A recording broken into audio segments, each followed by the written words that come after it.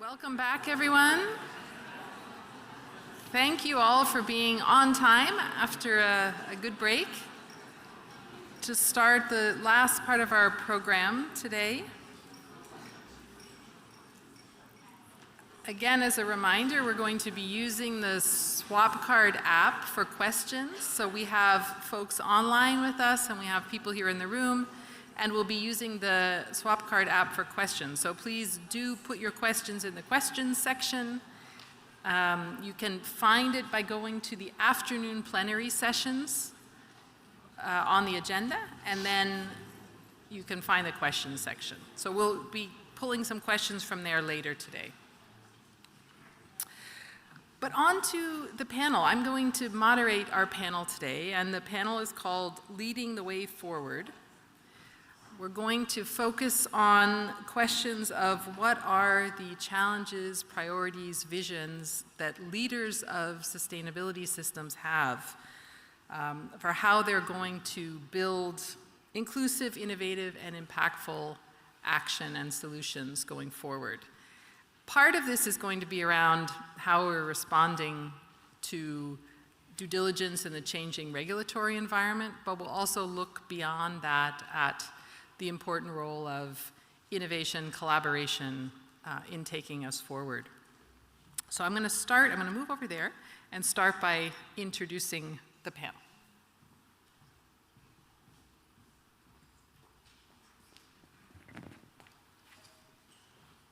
So this is really a very special panel today. We're honored to have with us the directors, executive directors, CEOs of 5 important sustainability standards. And so we're going to hear different perspectives from different sectors as well from them. So they're really leading their organizations and thinking about where they want to go, and we get to listen to them today. So I want to start with, we have Rajesh Bhuya, who's the director of the Trustee Sustainable Tea Foundation. We have Luisa Bruscato, who's the Global Executive Director for Roundtable for Responsible Soy Foundation. We have Melanie Grant, who is the Executive Director of the Responsible Jewelry Council. John Jacoby, who is the Chief Executive Officer for Goodweave International, and Fabian Waldmeier, who is the Chief Executive Officer for Fairtrade Max Havelaar. Before we get started, I'm just going to ask each of you to spend 1 minute explaining what your organizations are and what you do, so we all understand the context you're coming from. So can we start here with you, Fabian? Shall I use this mic? Yes, it will go on. It will go on? Okay, perfect. So Fairtrade Max Havelaar is the Swiss National Fair Trade Organization. So we're basically primarily in charge of working in the Swiss market to promote fair trade certified products and also to sensitize consumers and the general public in Switzerland about fair trade. We are one, I would say, of the leading markets in Fair Trade International. So as such, we're a member organization to Fair Trade International. And I would say we have been, in a way, acting a little bit over the past years as almost an innovation hub because of the many committed partners we have here in Switzerland, and also the partnerships we have, for instance, with SECO and the different platforms that have been set up in Switzerland. Ellen? Hi, everyone. So I'm from the Responsible Jewelry Council, and we are 19 years old. We were started in 2005 by 14 large members, people from Cartier to De Beers to Rio Tinto to Tiffany & Co. Basically the industry coming together because it realized we needed sustainability standards in the watch and jewelry space. We cover the whole supply chain from mine to retail, and we're the leading responsible scheme in this area. Hi everyone, John Jacoby with Goodweave International. And briefly, it's Happy World Day Against Child Labor as of yesterday. That's what brought me to Geneva, and it's a delight to be with all of you here and on the other side of Switzerland today. So our founder was Kailash Satyarthi, and he won the Nobel Peace Prize for his work combating child labor in India and then globally. So we draw from him our mission, which is to end child and forced labor in global supply chains. Our deepest commitment has been in India and Nepal toward the carpet sector. So we engage with that sector and have expanded the model to other sectors, for example, apparel, brickmaking, and several other sectors. And the 5 quick activities: harness the power of the market through business partnerships, signing on to the Good Weave standard. 2 is to establish the clean and transparent supply chains around child labor, forced labor free. 3, educational opportunities and rehabilitation opportunities for the children emerging from child labor. 4 is to engage with the adult informal workers in the supply chain and improve working conditions for them and alongside them. And then 5th is to advocate for scaled change and scaled solutions.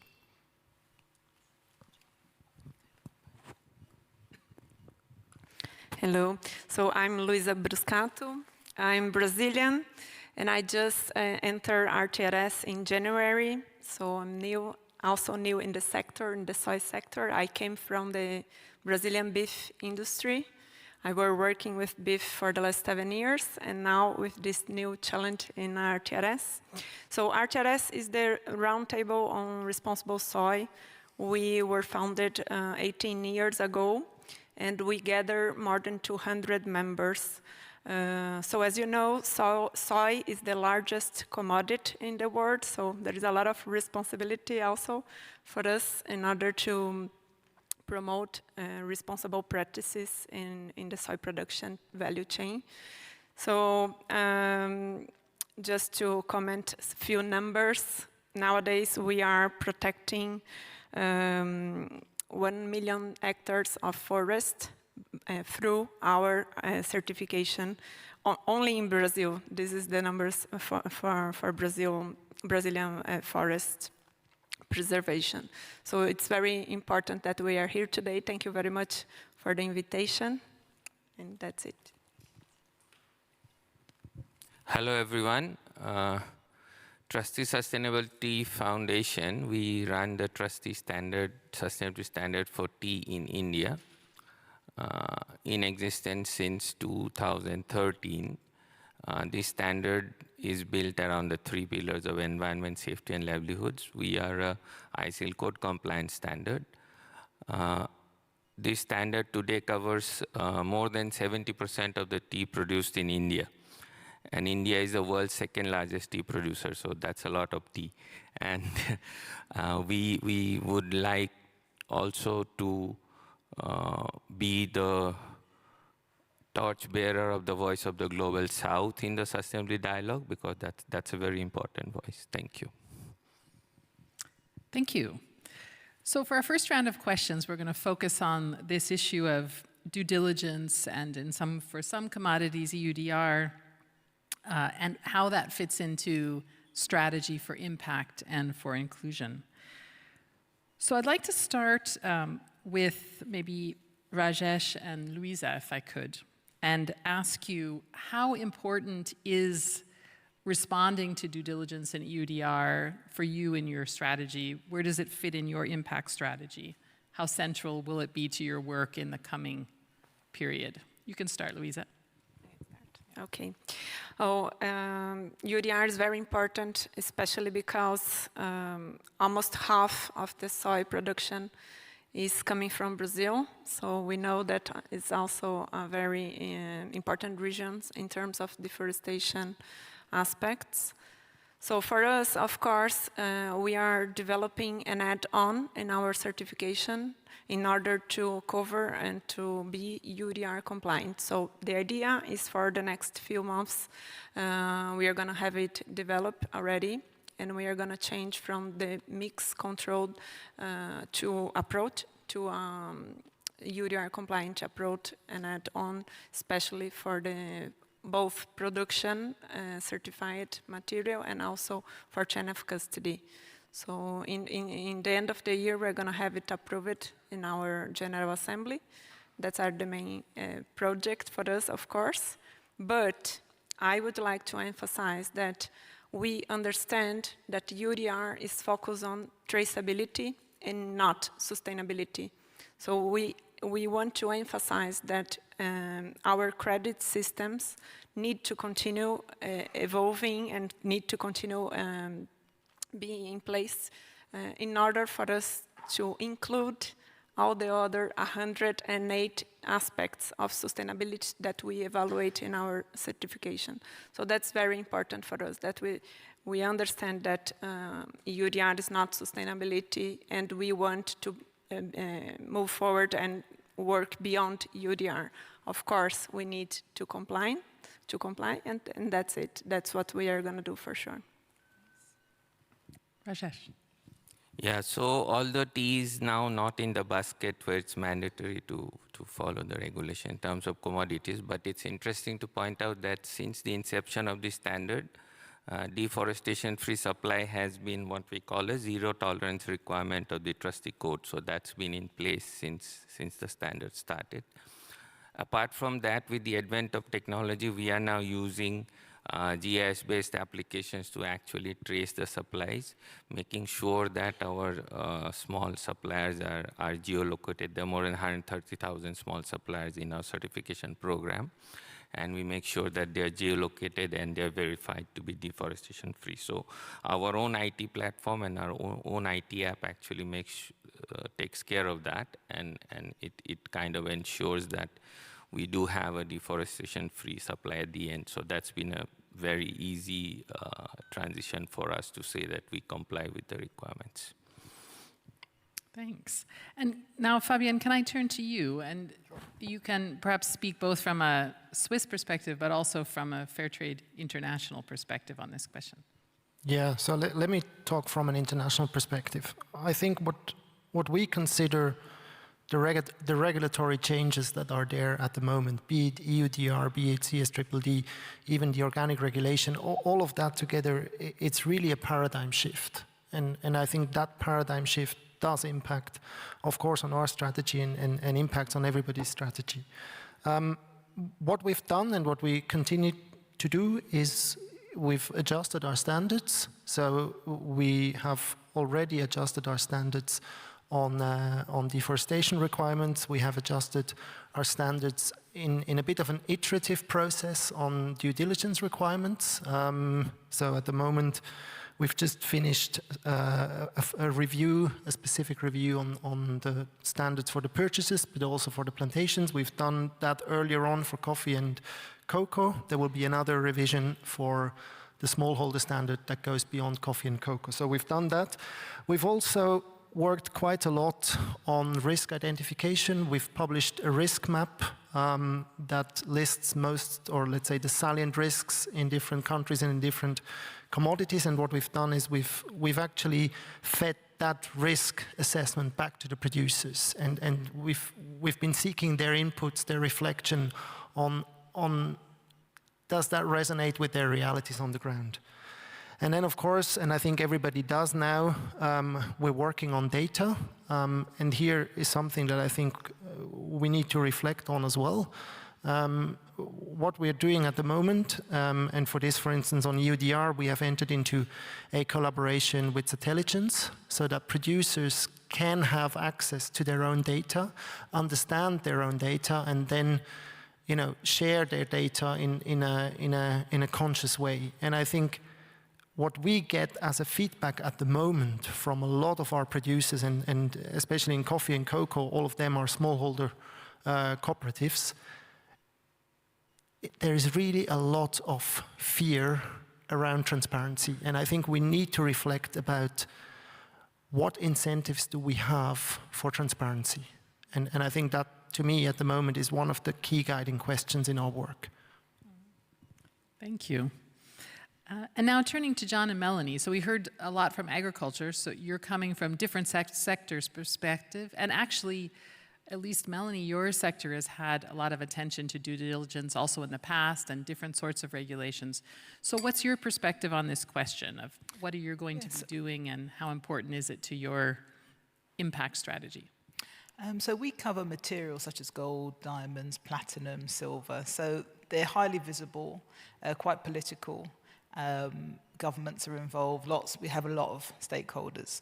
And we're seeing like a growing importance of due diligence. We're in 73 countries, and we're seeing a growing interest from everyone from consumers to NGOs to governments. Everyone kind of wants to understand how to apply due diligence in terms of private business, but also as a mindset. And I think the biggest change I'm seeing is it's become much more sort of ingrained as a core, basic, fundamental value, rather than something you have to sort of apply as a sort of a cherry on the top. So for us, we're having a review of our standards at the moment. And, you know, for the first time, we're kind of putting things like biodiversity in our standards, which don't necessarily connect, automatically to, say, deforestation. So we are definitely expanding our view of due diligence. Also, we're looking at energy efficiency principles, and sort of we're expanding rather than just sort of the tighter focus we had before. So I think due diligence is changing as a concept, and I think that's fascinating because all of us are slightly different. Have slightly different approaches to what due diligence is. And, you know, lots of people have talked about collaboration, but the basic idea of what it should be, I think we have to have a leeway as to the approaches being slightly different from different communities, but also in different sort of countries and at different levels of the supply chain. And because we cover the whole supply chain, we're seeing that sort of slightly align a bit more, but just expand. People are much more interested in it as a concept, I'd say. It's a great question about how we move forward, including as GoodWeave. I'm just going to take a moment, maybe two, to just step back and look back. How did we get here?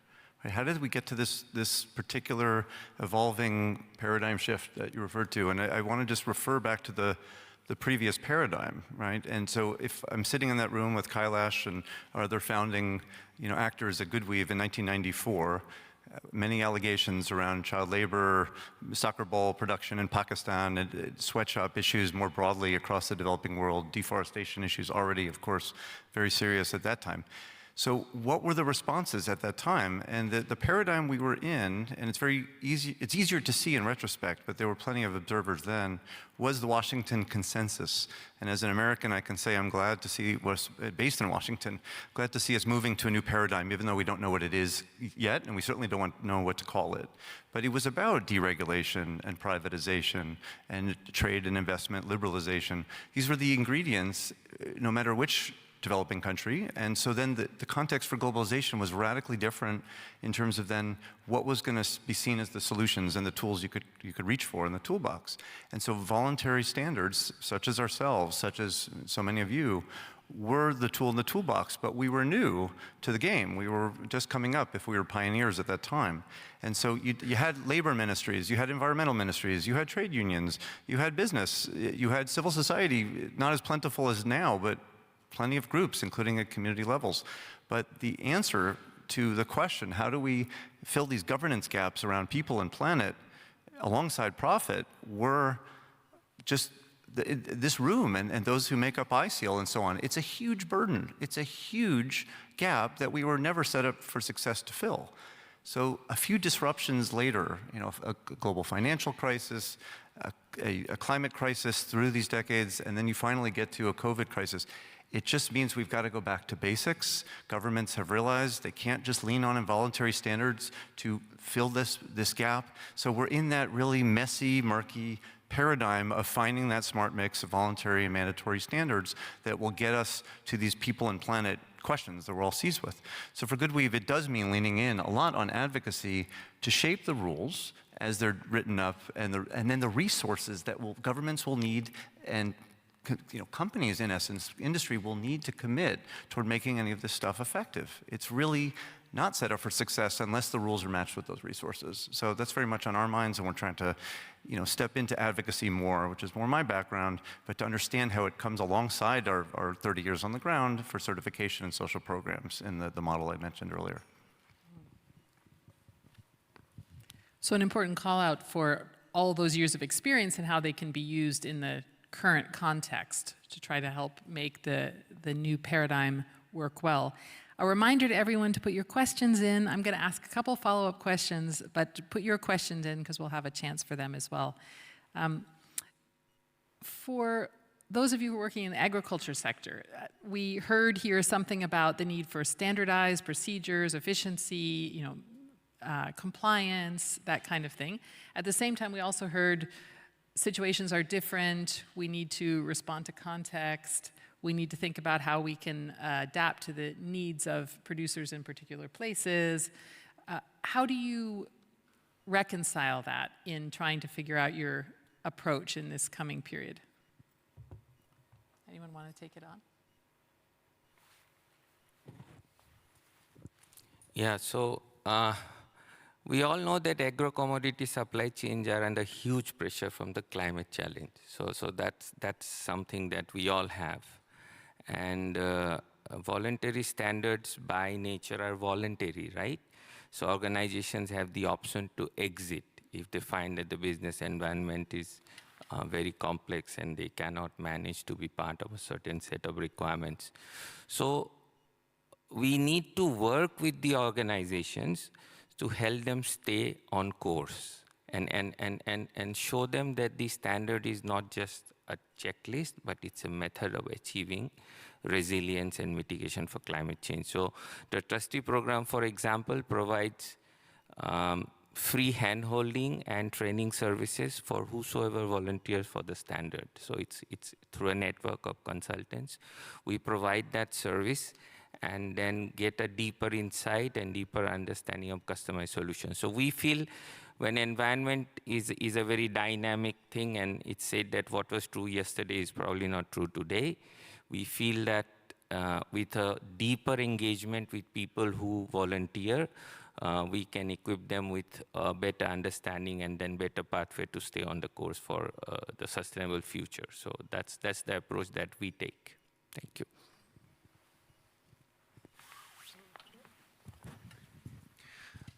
So what I see is, I guess there is reference documents, if you want, that we all have the same, right? So there's the UN Guiding Principles on Business and Human Rights. There's the OECD guidelines. There is now, the legislation that is coming into force that is there. So I think, at least now, we all have the same reference that we look at. And I think from there comes the question, how is that being implemented at the moment? And I think naturally so, because we're all, there, and we have all been there, be it certifiers, be it companies. Everybody now is setting up their systems to respond to that. And I think probably we haven't been good, all of us, ourselves, and probably many others, in thinking about, hey, wait a minute, let's take grievance mechanisms, for instance. Does it really make sense that every certification system, every company, every actor tries to set up their own grievance mechanism? Then I try to picture a retailer with, 30,000 different products on a shelf. You can't have, leave alone 30,000, even 20 different grievance mechanisms. So I think there are certainly areas where we haven't been good enough to forcefully think about collaboration. I think where I would bring together the two notions of where does it come together and where does it, where is it different, is if you look at producer setups. And what I see at the moment, especially in the reality that we look at, is smallholder farmers are really, really struggling to get to a point where they can safely fulfill all of the new requirements that are there. And I think, again, when we talk about paradigm shift, it's important to reflect about the paradigms we have been in. I like this, way of saying, let's look back to understand what happened so far so that we can draw the learnings looking ahead. And I think, let's go back to the issue of transparency. If over the last 20 years, the experience of maybe not everybody, but very many people has been like, okay, let's try to demonstrate perfection, because every admitting of, hey, there are risks, hey, there are problems, have actually had negative consequences, then we're actually coming out of a paradigm where transparency hasn't gone together with the right incentives. And I think that's where we also need to think about, okay, what does that mean now for the different contexts? Yeah, that was one of the questions that was raised this morning by someone here about what difference is it going to make, all these requirements about transparency, and what if public companies have to be transparent about risks. How is that going to change incentives, and where are we going to end up? So does anyone have any thoughts on that question about, as there's more demand for transparency, what sorts of incentives or perverse incentives that might bring out? I mean, I do think consumers are a driving force. I think, especially younger consumers, we're seeing are asking about origin and transparency in greater numbers. And a lot of businesses are trying to respond, but sometimes there's a kind of gap in knowledge between the will and the actual, practical application of that. I think a lot of it's education. One thing we do is we have a lot of free educational resources for companies and consumers, and we try and engage with the consumers as well, just to get a conversation going about transparency. Because the reality is transparency is quite hard to do, because you're going across countries we have different levels of ability to talk about their journey. So yeah, it is going to definitely take a bit more time, I think, to get a full transparency. We heard in another talk about AI, definitely in industries like diamonds, there's a big push for AI technology to track things. But some of the small SMEs, 75% of our members are SMEs. Some people struggle with that. I mean, it's a big financial kind of outlay. So some of the smaller companies do need a lot more help. Let's move to the topic of collaboration, because several of you have mentioned you can't do it alone, you're going to need collaborations. So what kind of collaboration and collective action are you thinking about that is going to be very important going forward to address some of the key challenges? Do you want to start, Louise? Yeah. Yes. Well, in terms of the soy, we add to our certification also the corn, another crop. In terms of crop rotation, we are also engaged with cotton in order to reduce costs for the farmers to be in compliance with many different kinds of certifications. So I think this is a good and important collaboration that we need to do together with other schemes in order to have to facilitate the process of auditing, to reduce costs, and etc. And another project that I would like to share with you is in collaboration with the ISEAL Innovation Fund. So we started this year developing regenerative agriculture incentives. The idea is to first start with describing or establishing what is regenerative agriculture for soy in terms of and also engaging with many countries that we have our certification in place. And for me, we need to engage and focus on long-term transitions. So we need to focus and also understand that we, in order to the money to go directly where the change needs to happen. So that's in the field.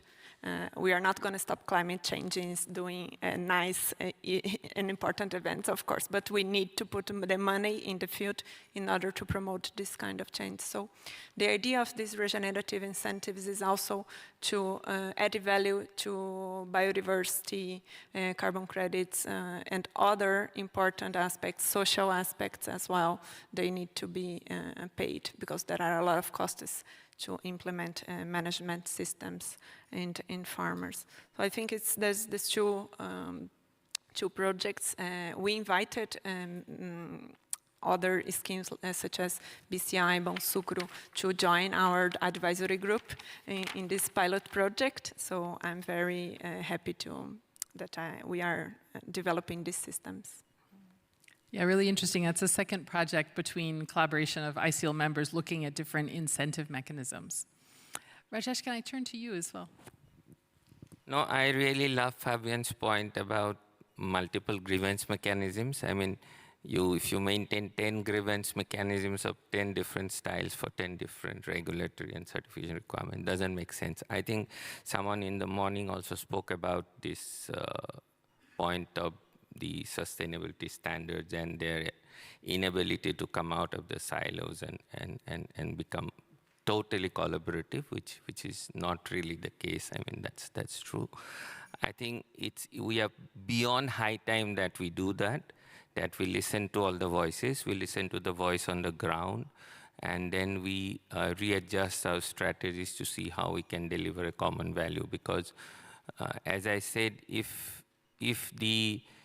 those at the lowest, at the bottom of the pyramid, who are as it is victims of asymmetric supply chain equation, they feel threatened, as you said, then they would find more reasons to move out of the system rather than work within the system to get value. Then to get that, there is this very important question of where does the value for socially responsible companies come from? And that's something that she spoke about consumers, but then how far the consumer is willing to go, how far the companies are willing to share what they have as a profit. I think those things are at a point where collaboration would probably strong, serious, focused collaboration, sector-wise, country-wise, product-wise would probably help to resolve. Thank you. John, can I turn to you? Collaboration, I can name 3, and actually the first 2 are linked. Innovate and integrate, and the Innovations Fund at ISEAL is a good example for us. Our skill set and our kind of sweet spot is on the social side of ESG, human rights, remedy, by way of social programs, also getting to informal tiers of the supply chain. On environment, climate, just getting started, have a lot to learn. So we're excited to be partnering through the Innovation Fund on a few of these areas in Bangladesh where we can engage around young workers who are in supply chains, sometimes formal sector, but often informal sector. They're allowed to work, and there's good reasons for livelihoods to be sustained, but there are risks. There are double books. There are instances of what qualifies as child labor when we go past overtime, when hours, wages, and other questions come into view. So we're partnering with Fair Trade International. We're partnering with Textile Exchange on a project, and we're also knowing where we need to get smarter on the intersection of vulnerable labor with climate change. So there are other projects that we're undertaking, including in Nepal, where we're looking at what are those direct drivers, the extreme weather events, seasonal rainfall shifts that are compelling folks to move and move sooner than they otherwise would, to become internal migrants, to go to factories, for carpet weaving or other sectors we work in. And we know we want to understand those linkages better, and there's something we could probably do to innovate in that space by integrating with others, others' example and others' experience, including within ISEAL. The last just collaboration opportunity, and maybe it's obvious, is sort of the advocate, escalate, how do we do this pre-competitive collaboration? If companies can do it, we can do it too. We shouldn't be cannibalizing one another in our efforts, and there is some effort, I'm coming into a space where I'm seeing a lot of duplication, or at least a fair amount, so I think there's more we could do to just define a common agenda, and I think ISEAL plays a really important role for that, and then to really advocate, again, for effective implementation of due diligence, of EUDR, of forced labor import bans. I can give an anecdote, if there were more time, of how we've enabled a company to navigate that process in the US to then come out the other side and say, okay, you and your peers have a role to play in how this is done effectively. The other thing is the resources. We can't just look at the rules without saying, as jointly, we can advocate for the governments and the companies that are seeing this challenge before them the way we do, to pony up the resources to enable this stuff to get to scale. We're not going to be able to do it on our own. Just going back to that paradigm shift, a little too much was put on our shoulders and a few CSR departments to figure out how to fix globalization. Governments are back in the game. Companies have been in the game, but need to now understand this question. Who will pay? Let's make those joint asks together, right? Let's make those asks together. Great, thank you. Melanie? Yeah, I mean, collaboration, is the key, really. And genuine collaboration where we're kind of sharing data, sharing knowledge, and having really frank, open conversations. I'm definitely keen to, we have a long list of supporters who we work with, in everything we do.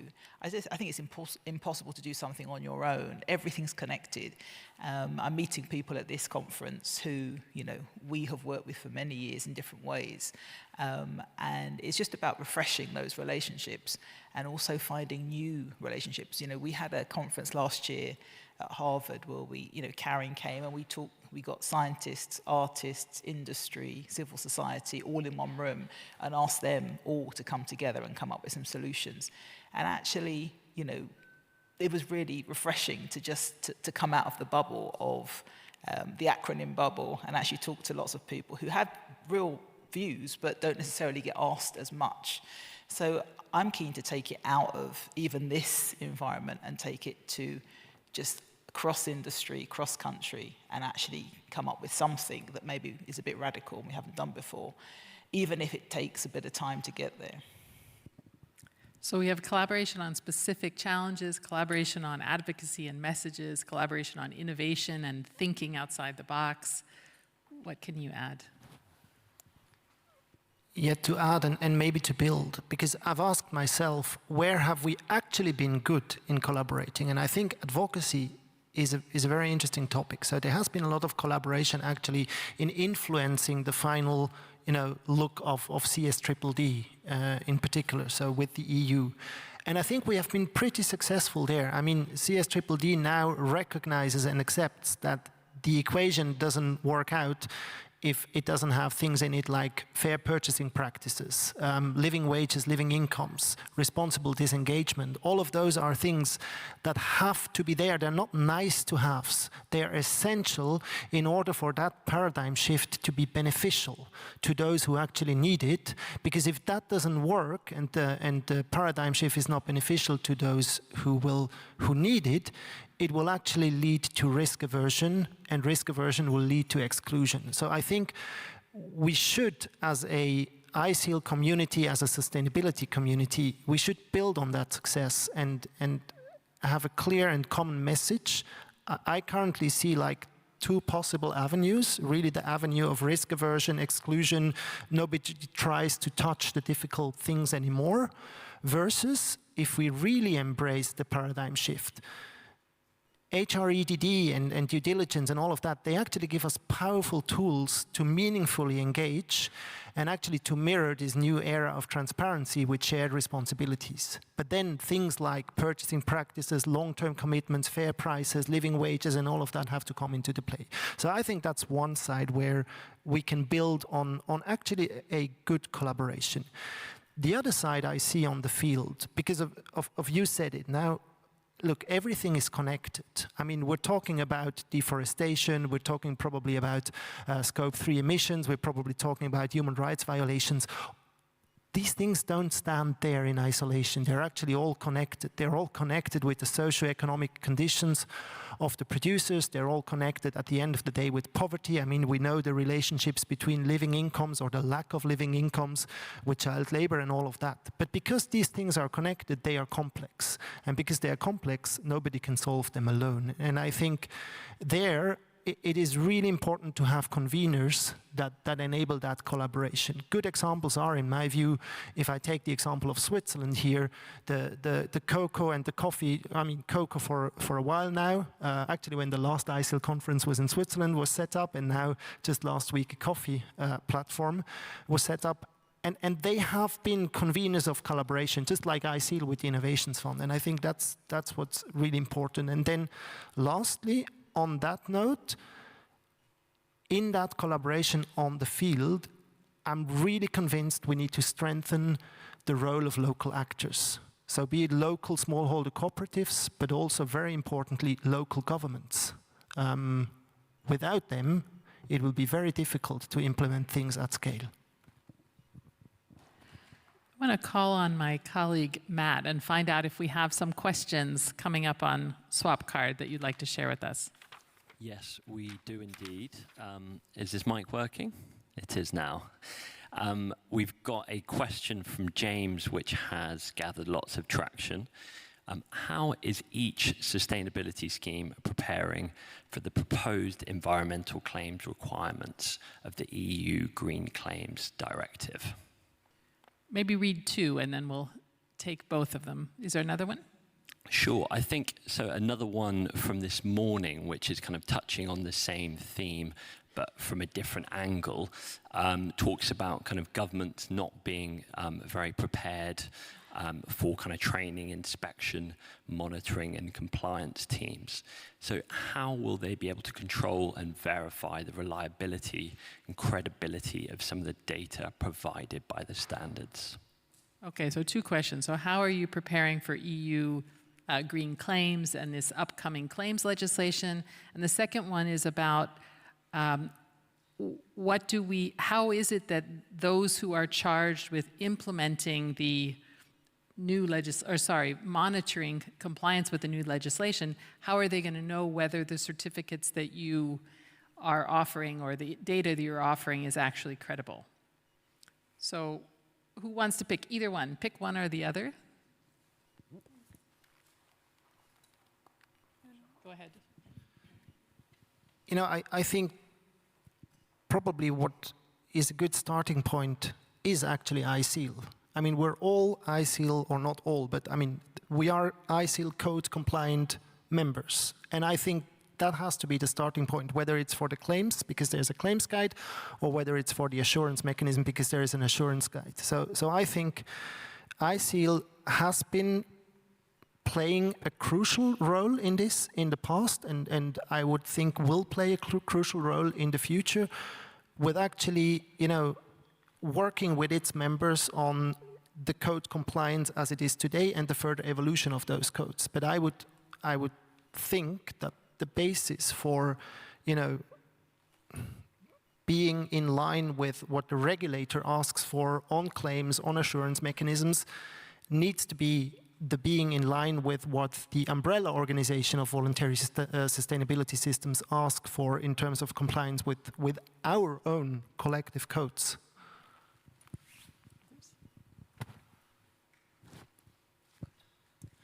Well, I can tell a brief story on this one.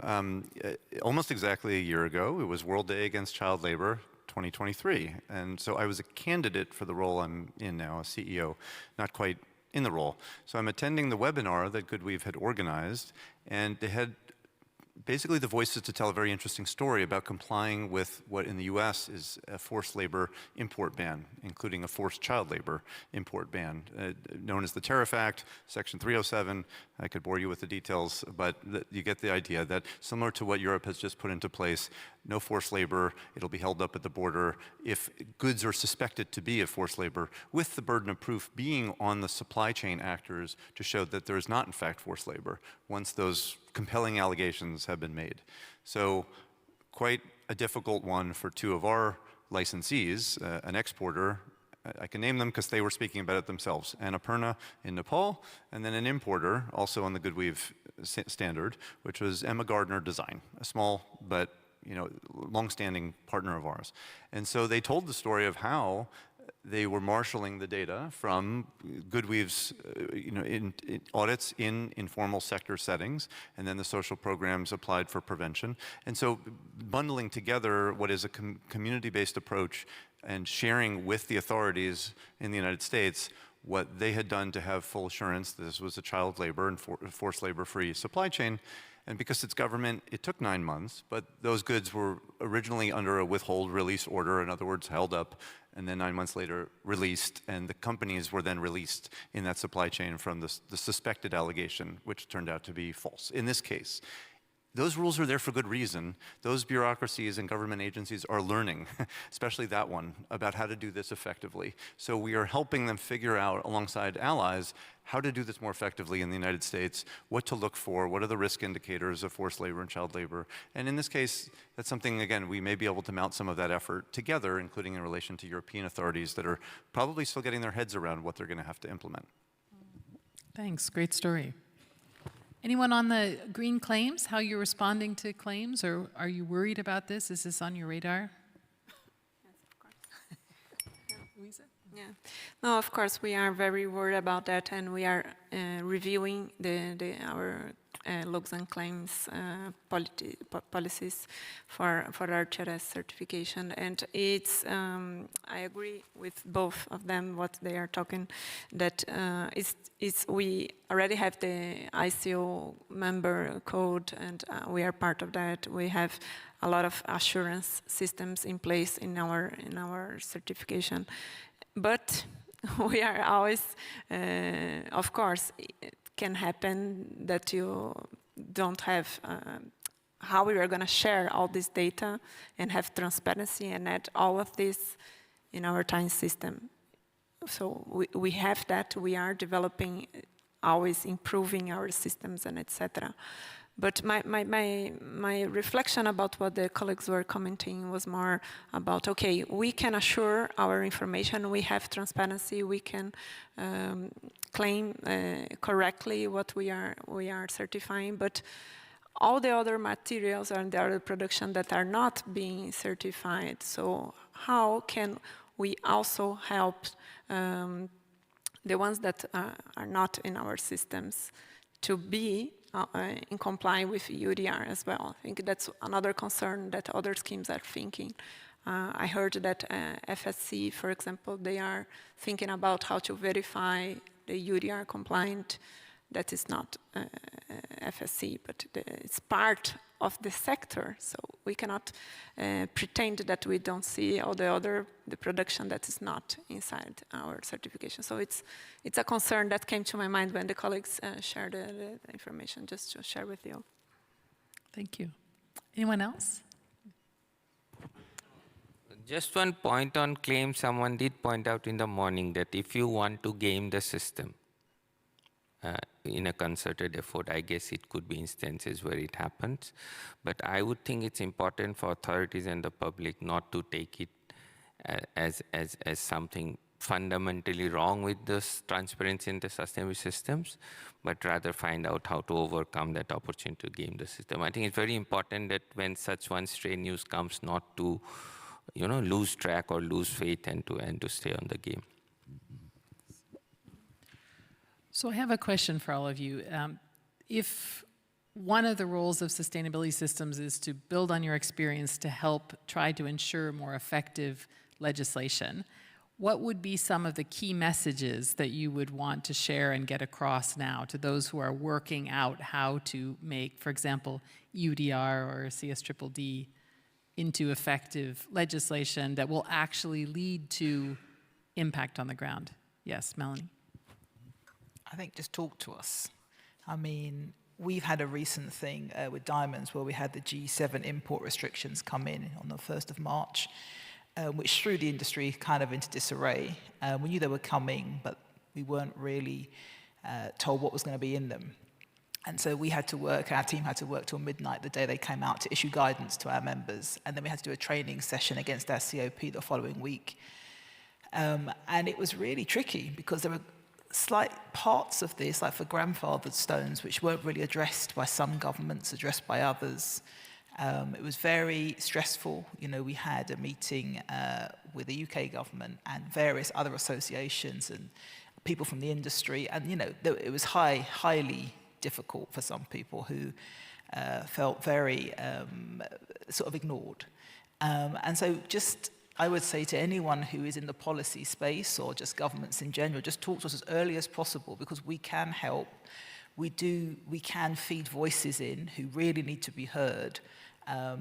After legislation comes out, it's so much harder. And there's sometimes gaps where no one doing the policy really, has thought of that. So I think just talk to us as soon as possible. We have another portion of this legislation coming out in September. We're already trying to talk to governments about it, but sometimes they just don't really know what they're going to do until quite close to the time, and that's very stressful for the industry and just for schemes, really. Go ahead, John. Go ahead. It's a good question. Yeah, how would we message all of this? I mean, the first is, I think, if our organizations can be vessels for rights holder engagement, for speaking to workers, to communities, to smallholder farmers. We are conduits. We've been building trust with businesses, with communities for this period that we've all been around, to then be able to kind of faithfully connect the dots. And so I think some of that ship has sailed with some of the rules that have been written, but there's much left to play for, where community involvement and engagement at all levels, including starting with our own organizations in our governance, in our committees, in our social programs, those that lead them, and then those that make decisions on our behalf. So it's a work in progress, certainly at Goodweave, but we're trying to get to that. At the same time, just again, mobilizing, in our case, child labor survivor advocacy, that they can speak in their own voice for what needs to happen on the ground. So we just become vessels for that.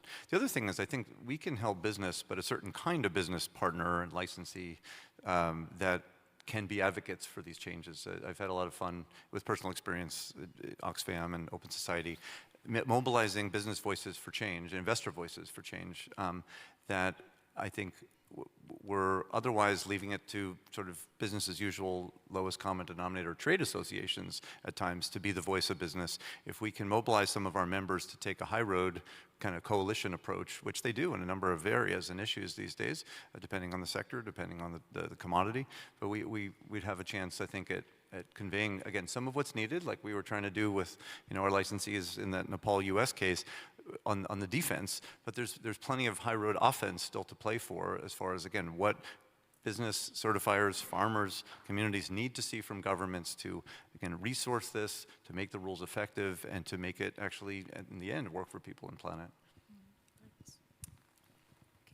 So for me, the key message is that we need to lead regenerative transition, connecting the demand to make effective changes on the ground with transparency and integrated data systems through collaboration between the schemes.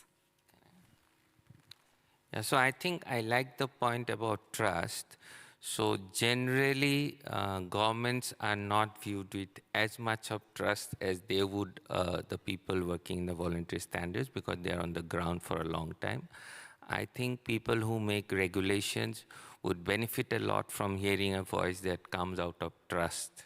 And that's trust built out of a mutually beneficial relationship. I think that is the voice that if we can make the government hear, or the government reaches out to us, I think it will have a very positive effect on regulation and legislation. Thanks. Fabienne, you want to add anything? And there's still a little time for questions, so if you have questions, please put them in the app. Yeah, just a reflection. The other day, the EU announced that they will actually lower their environmental standards for farmers in Europe. After, of course, everybody has gone to the streets with tractors and all of that. And then at the same time, now they're really enforcing, let's now take the EU organic regulation, which is really difficult to fulfill for a lot of smallholder farmers. So in a way, they are now putting pressure on smallholder organic farmers from the global south or from outside Europe, whereas they are lowering the pressure on their own farmers with a particular notion on especially smallholders. And why did they do the one and the other? Of course, because the tractors in the streets. So this thing of talk to us, but not necessarily talk to us, but talk to the people who are on the other side of the supply chain and understand. And I don't want to say, not just understand the risks that are within, let's say, if the legislations are being implemented like this or that, but also understand the power that they have if really everybody embraces, let's say, taking these new regulations by spirit and not by the letter. So I think what we need to do is we need to facilitate dialogue, and that's probably what I also meant with strengthening local actors in the voice. I can share, our own experience, which is really honestly sometimes frustrating within fair trade, I must admit, because we are very, very strongly driven by producer voice in all of our governance processes, in all of our standard setting processes, in all of our, data aggregation processes. And every so often it feels like, okay, we could move faster if we didn't have all of those concerns that are coming from the producers in the south. But then when you try to understand why are these concerns there, then you must say, actually, there's a point. You are right. There is an issue there to be addressed. And I think what we need to do is we need to be able to bring that, as you say, inside debate we have in our governances to that outside audience, and especially back to the regulators. Pat, back to you. Any questions for us? So we have had a couple of interesting questions about traceability. So the first, is traceability and chain of custody the best or only way forward? And what other possibilities are available? The second is really speaking to the differences. So can you speak to the differences in traceability and verification between specialty commodities like tea and coffee, and also bulk commodities like soy? Interesting. So maybe I'll turn to you, Luisa, because you can talk about both questions maybe in the context of soy. Yes, talking about traceability, of course, is a huge challenge.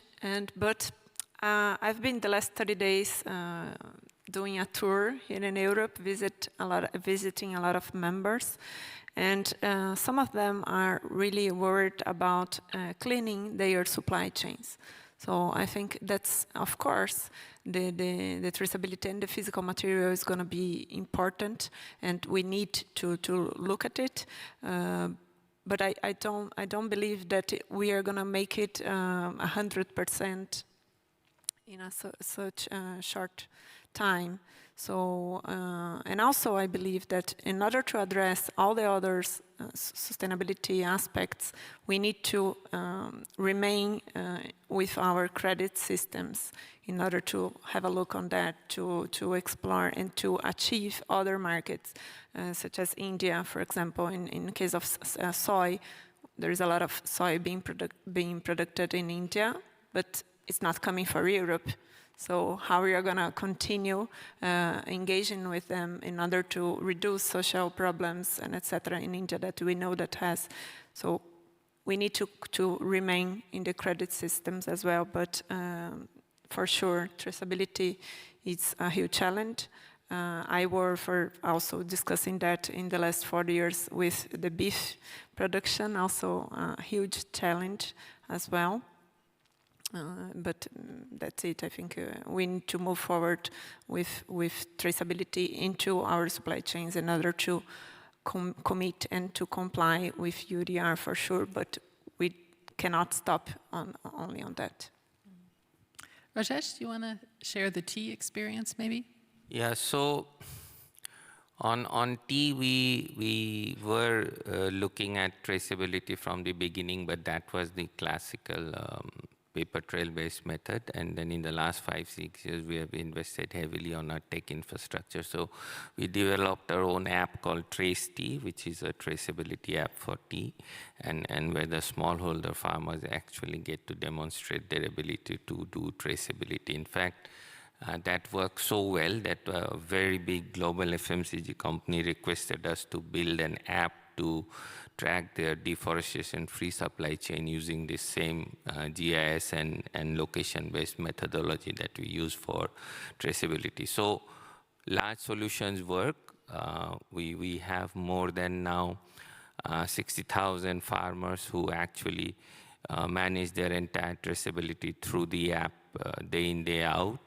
We did more than 100,000 farmers who got geolocated and their deforestation-free credentials were checked. So our experience has been that it works, and it again boils down to trust and how do we remove the fear, and we tell them that actually being traceable and being able to demonstrate traceability is a good thing. There's nothing to be afraid of. It gives you an entry to a very elite pool of agro suppliers where you can stand up and say you are traceable. But then for that, our own systems have to stand the scrutiny for us. For example, we have gotten our entire system certified to ISO 27001 as the information systems management system to make sure that our systems are compliant with the best standards. The other thing is that lots of people have some worries about how their data will be used, convincing them that will respect their privacy and data will be only used for the purpose that it's being collected. I think that's a very important dialogue that we need to have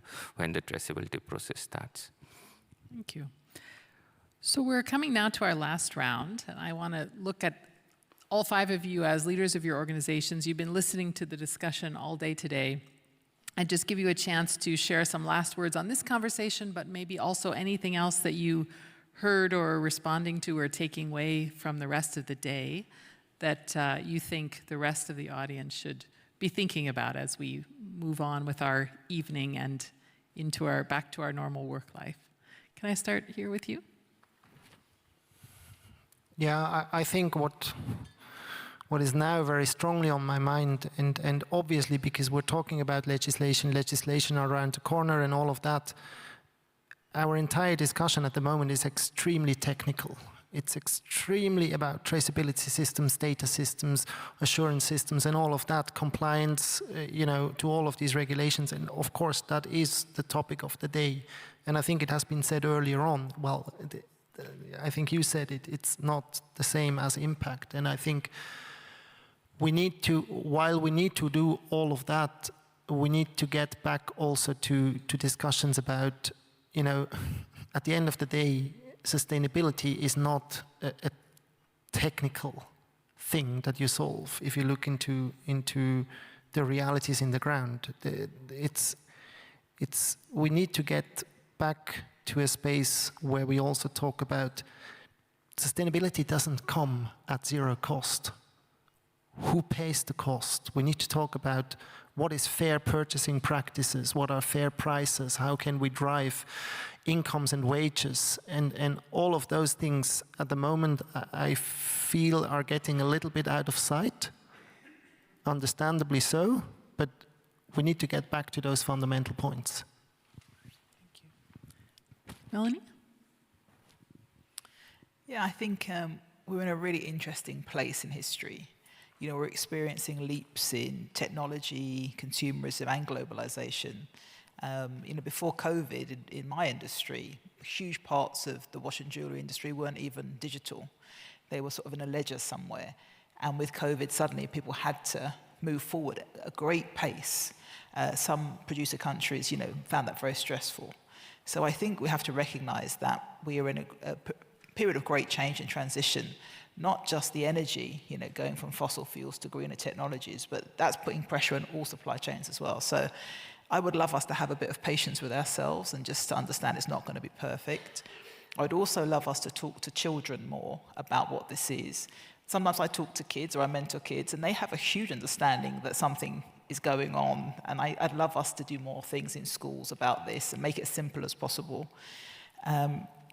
But really, I'd love us to actually just work together. I think that's the main thing, as uncompetitively as possible. There are more and more schemes out there. Every time I open, a laptop, there's another scheme. And obviously, there is crossover. But what can we do? How can we simplify it all and slim it all down? Sometimes, that we just add to it. And I'd love us to take away and just to make it as simple as possible. John. The messaging challenge to me is partly about how we talk in technical terms, and some of those terms are loaded. I think it came up today, even referring to ourselves as voluntary when we don't have to may be a risk, and so we should think way carefully. Sometimes it makes sense, sometimes it may not.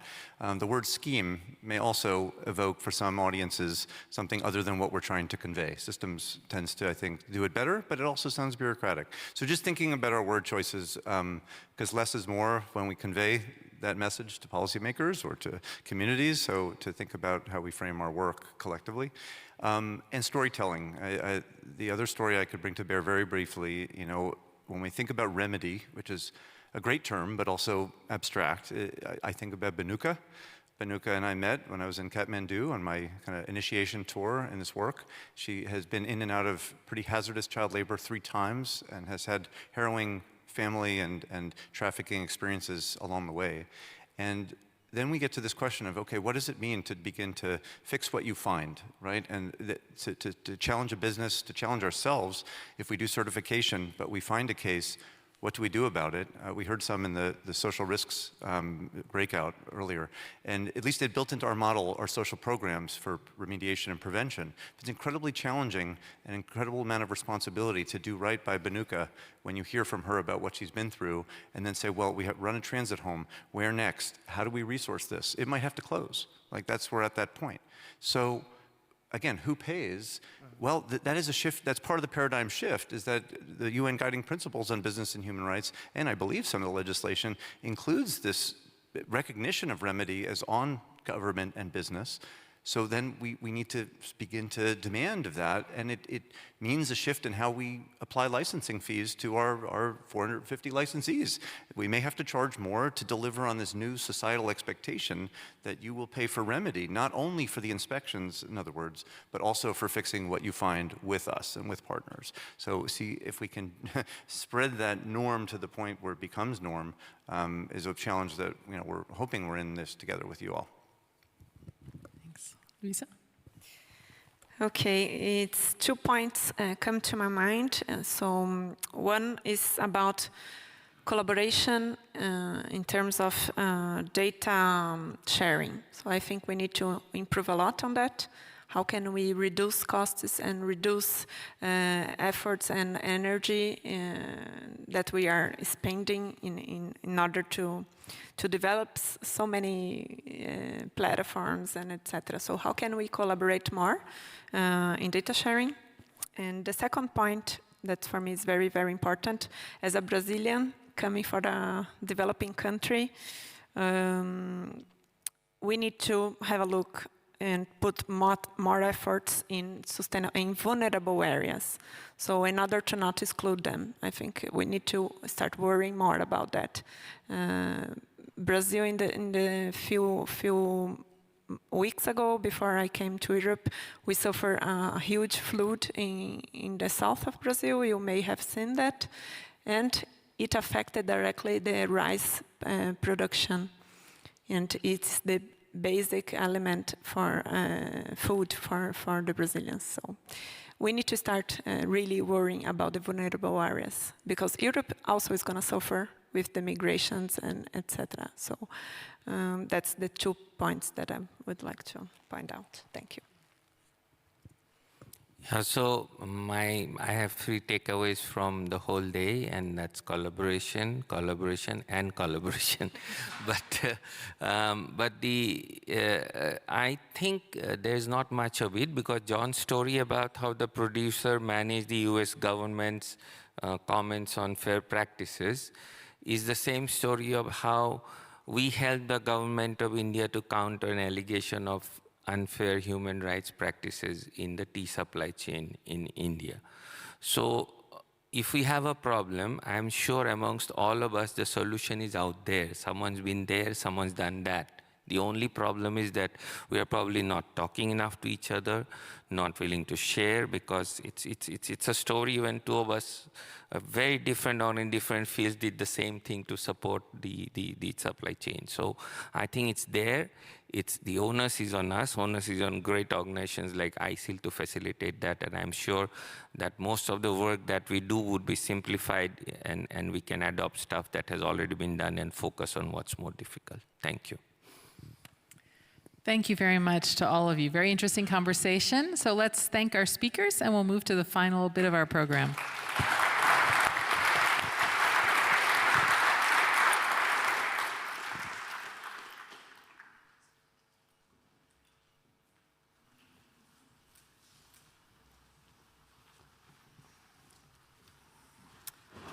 As the day draws to a close, I would like to have the honor of introducing our keynote speaker here at the end of the day, Richard Howitt, who served as MEP and rapporteur on CSR and is now a strategic advisor on corporate responsibility and sustainability.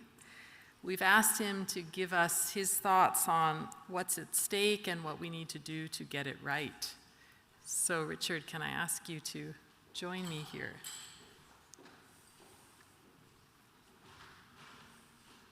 Thank you. The floor is yours.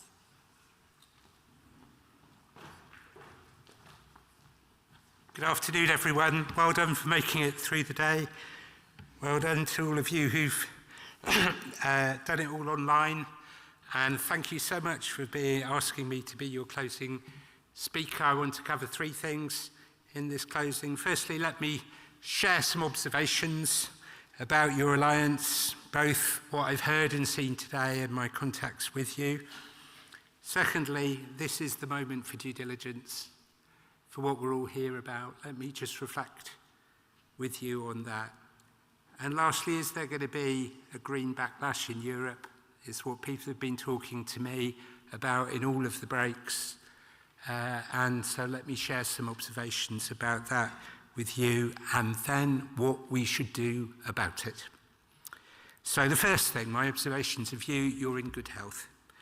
My first contact with the ISEAL Alliance was when I was in the European Parliament doing that job of rapporteur and bringing forward the EU policies and regulation around corporate responsibility.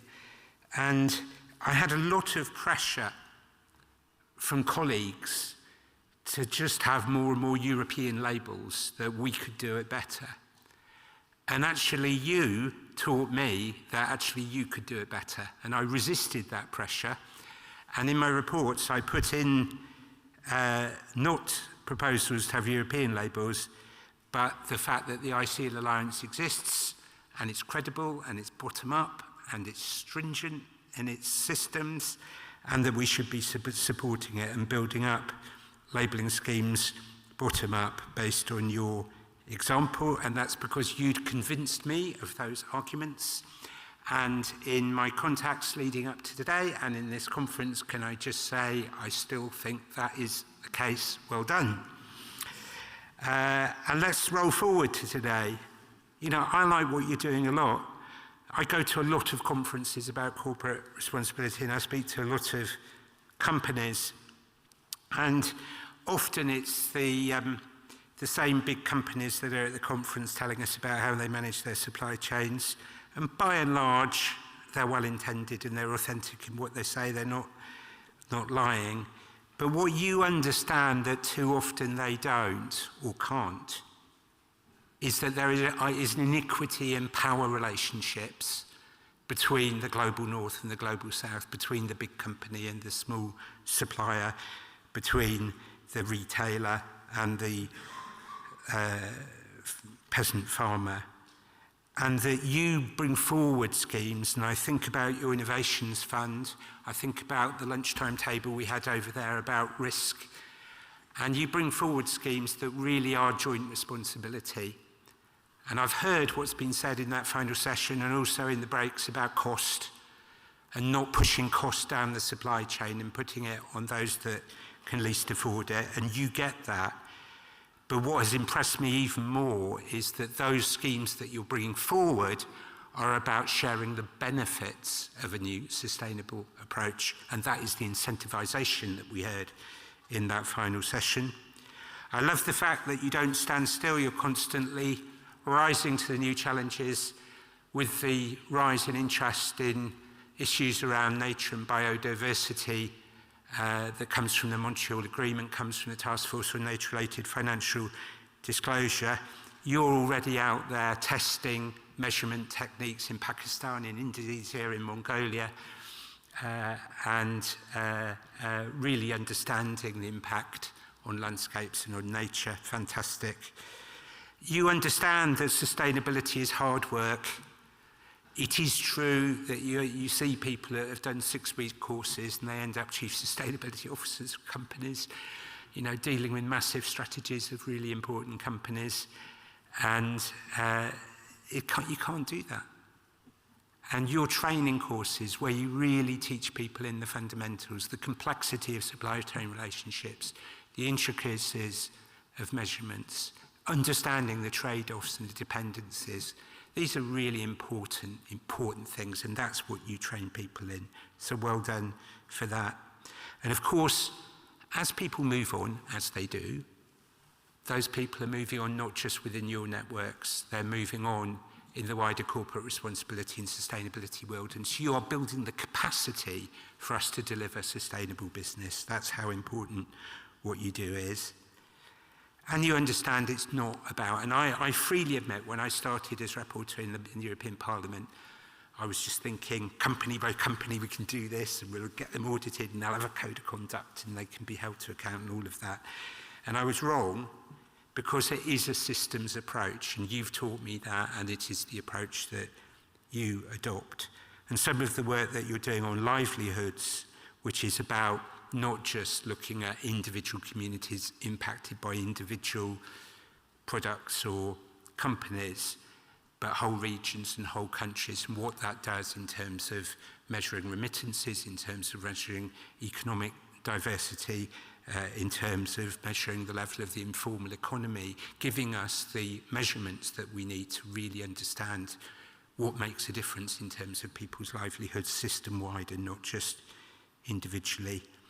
And I loved our friend from the Tea project who talked about collaboration, collaboration, collaboration. It's absolutely fundamental to everything that you do.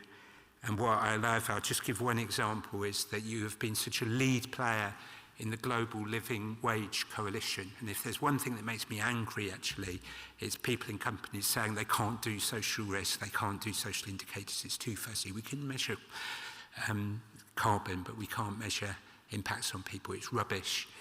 And the fact that we now, your coalition has actually developed a system where we can calculate and know, country by country, worldwide, what is a living wage. And that can become a reality in terms of the work you and the companies that you're involved with are able to achieve. I think it's really important. And then it's not just that you've done that, it's now in the Adequate Wage Directive of the European Union, which has already seen substantial rises in wages within Europe in 15 out of 22 countries that have minimum wages. And it's now in the International Labour Organization. And when I was representing Europe in both the ILO and the OECD discussions on this, I sat there while the employer groups were they were so against the living wage. And they just said, you've got to leave this to the markets, it's unaffordable. And now the ILO has agreed both a definition and authorisation of the living wage this year. And that's thanks to the work that has been done by people in this room and people watching and listening worldwide. And as someone who went on from the European Parliament, and I led the efforts of the voluntary sustainability reporting schemes for my sins, but I'm a bit proud of how far we got, I will just say that. But can I say, I believe you set the standards for the standard setters. You aim high, and you are the challenge to the standard setters to make sure that they learn from what you do. Your new code of practice, it is holistic. You avoid the cherry picking. It is no good being good on climate and having slave labour in your supply chain. You have to understand the whole, and that's the external scrutiny and criticism that you have brought to the standard setting world, and please, please carry on doing it. So now due diligence and the Corporate Sustainability Due Diligence Directive. Let me tell you a story about an MEP colleague of mine. He was in Berlin on the night that the Berlin Wall fell. And they were going back and they saw some movement, what he called some kerfuffle. And they didn't think anything of it. And he said to me afterwards, no, I went back to the hotel and I went to bed. And he could have been there at the historic moment that the Berlin Wall fell. And instead, he went home and went to bed. This is such a moment for you. The Corporate Sustainability Due Diligence Directive is that important. It should be an inspiration to everyone in this room.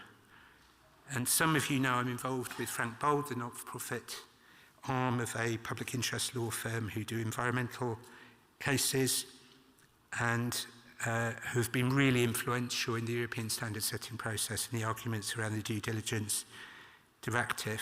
And so I've been in the inside track, watching what's going on, trying to influence it with them and their team. And as someone who was in the European Parliament for 22 years, it was unprecedented that the Parliament and the European Council, ministers of governments, came to an agreement before Christmas, and then politics in the back room intervened, and some governments in Europe changed their position after they had come to agreement. It just doesn't happen in European politics. It's almost unprecedented. And 4 years of work to make mandatory due diligence in Europe was at utter risk. And you could ask you, 13 years since the agreement of the UN Guiding Principles on Business and Human Rights. And it's one of the joys of my life. I was representing Europe in all 6 years of the development of the UN Guiding Principles on Business and Human Rights in the UN Human Rights Council. I got to know John Ruggie and his team personally. He got me to chair the consultation with governments, and he became a mentor for me and a friend. When he came up with the concept of due diligence, a concept that has existed since the 17th century, which for businesses was about understanding if the buyer actually had the money to pay, and then applied it to human rights and business. He took something that was very familiar to business and applied it to something that was very unfamiliar to business. And it was a work of genius because suddenly they understood how to do it. And John rang me not long before he died. And he said to me in that telephone call, "Don't let the CSDDD fail." And of course, that was not a plea to me. I was just one of so many people who were influencing it. It was a plea to all of us. But that's how important it was. It was his dying wish that due diligence from the UN Guiding Principles would become mandatory in Europe. And yes, it had happened in different ways in France and Germany, in the Netherlands, the UK, in California, and in Australia. But getting it agreed Europe-wide is a key tipping point. It's a complete step change.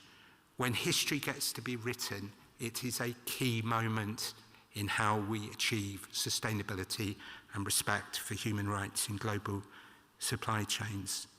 And it's that important because it does reflect the UN Guiding Principles. It's consistent with them. It is the risk-based approach.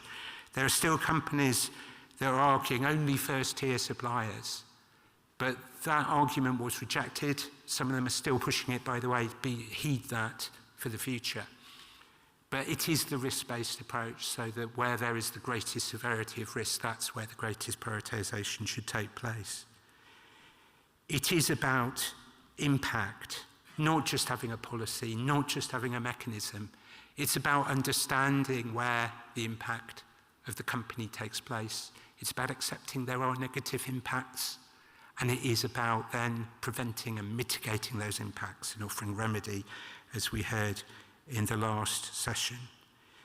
It's saying that their involvement can be causal, but it can be contribution, and it can be a linkage. And it's not enough to say, well, we didn't cause it, and therefore it's not our business.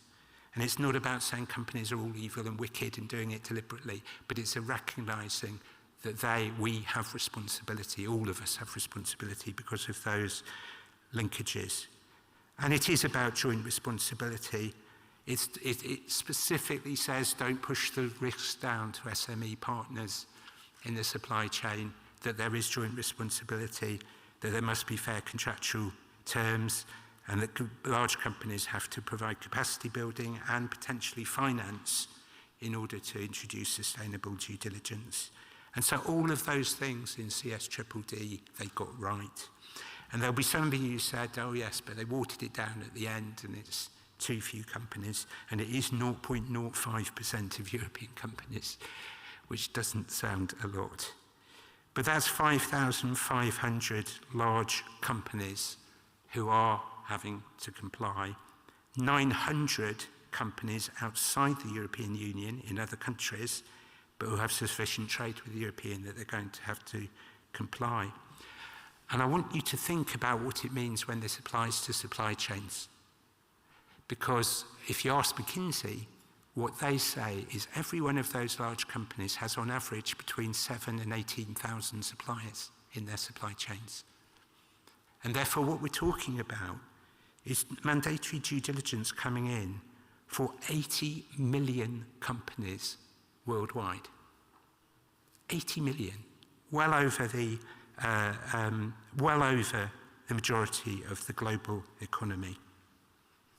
And so my message to you from today's discussions is don't miss your Berlin Wall moment.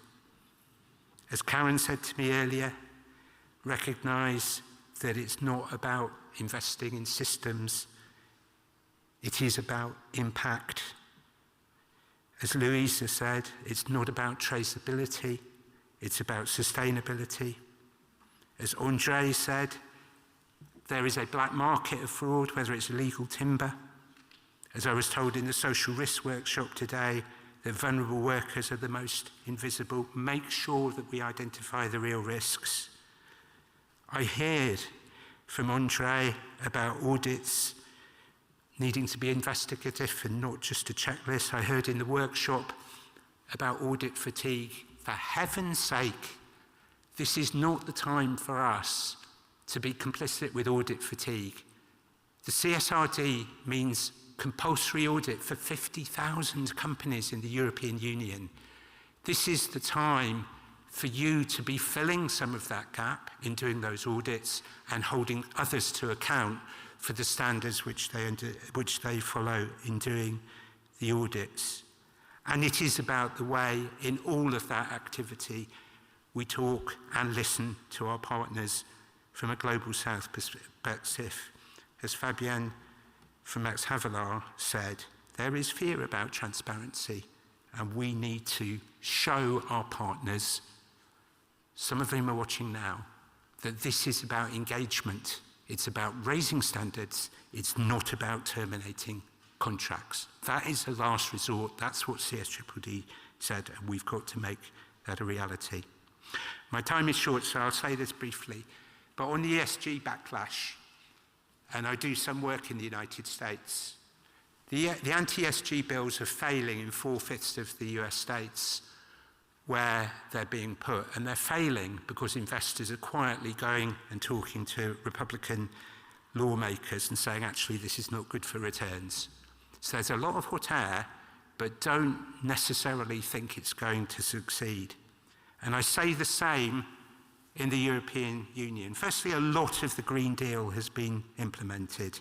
Climate neutrality by 2050, Fit for 55, 55% cuts by 2030, it's going to be 57. Action plan on circular economy and transport, the laws on eco-design and deforestation, new energy and emissions trading system directives, the new carbon border adjustment mechanism, and €1 trillion of climate investment.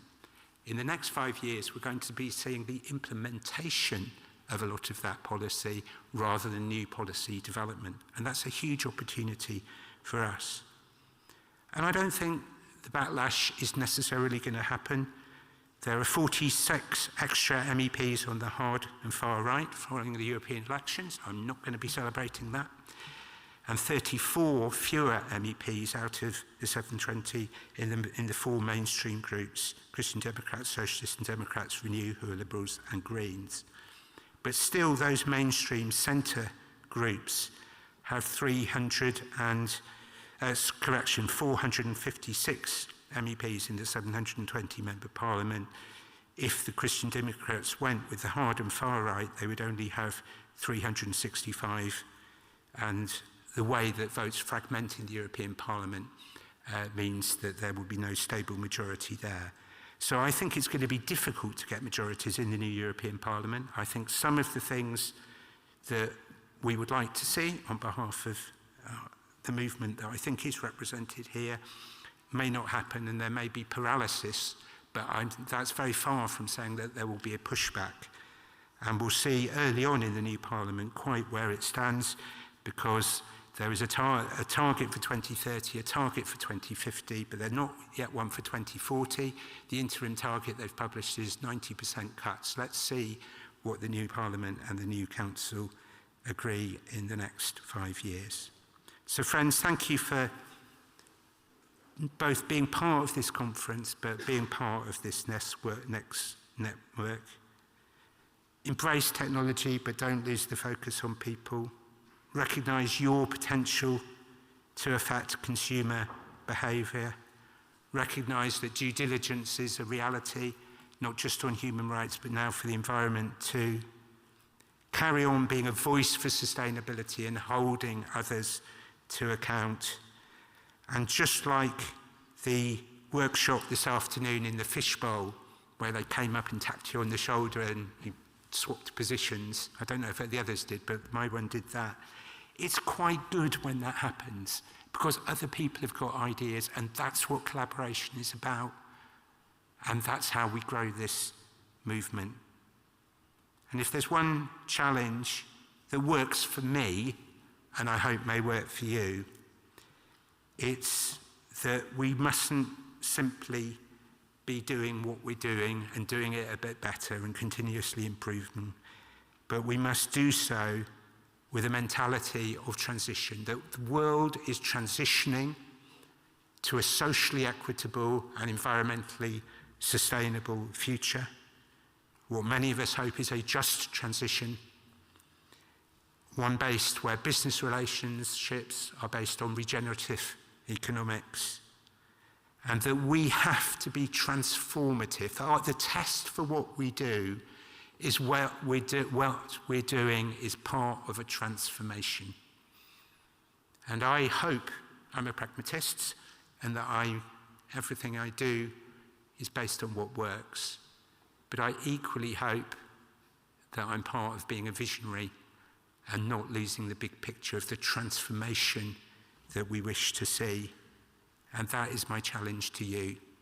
Be pragmatic, but be visionaries, and test everything you do by the transformation that we want to see. Thank you for listening.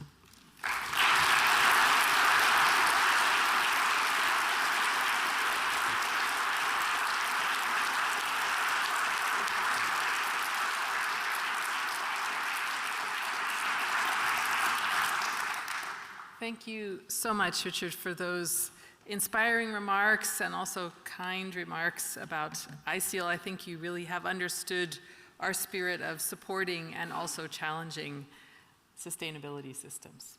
I'm going to turn over to Karen for some short final closing remarks.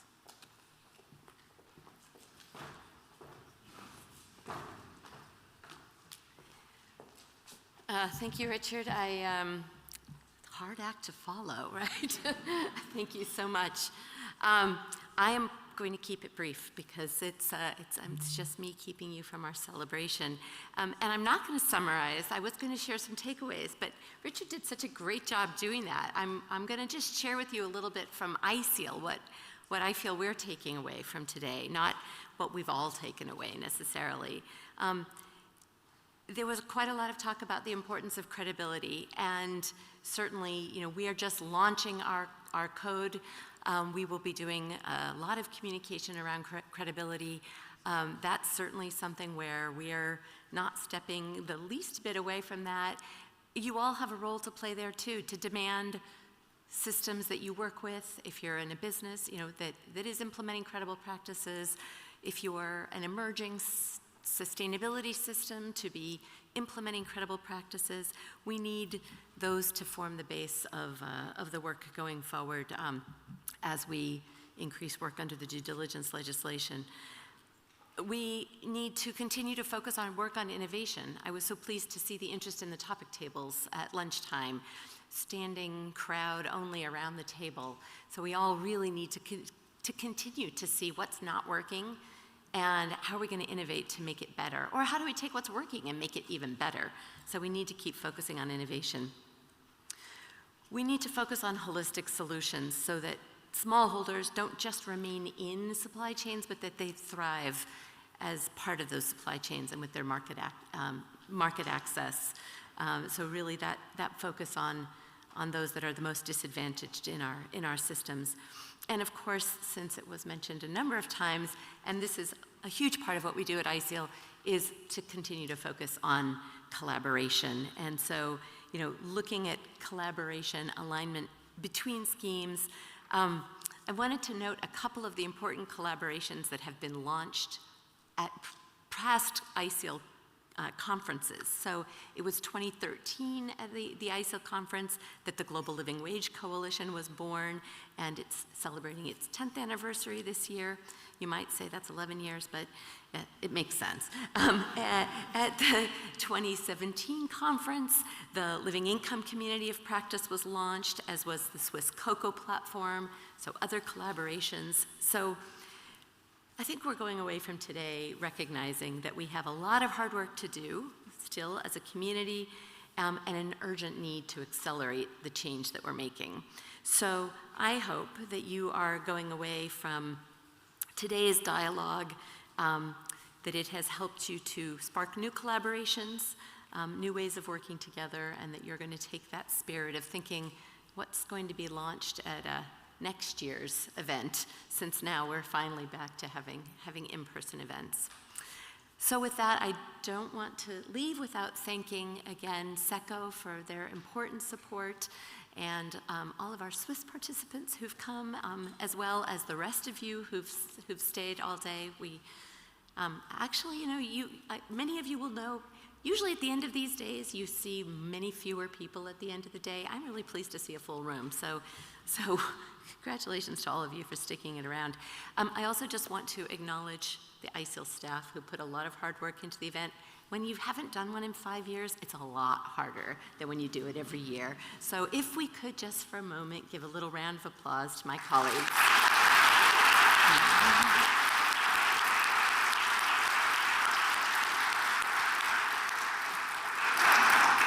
They are fabulous, and they work really hard to create good dialogues. So thank you to them. And with that, I want to thank all of you. And Kristen, are you wrapping us up here, I think? Thank you. Thank you all.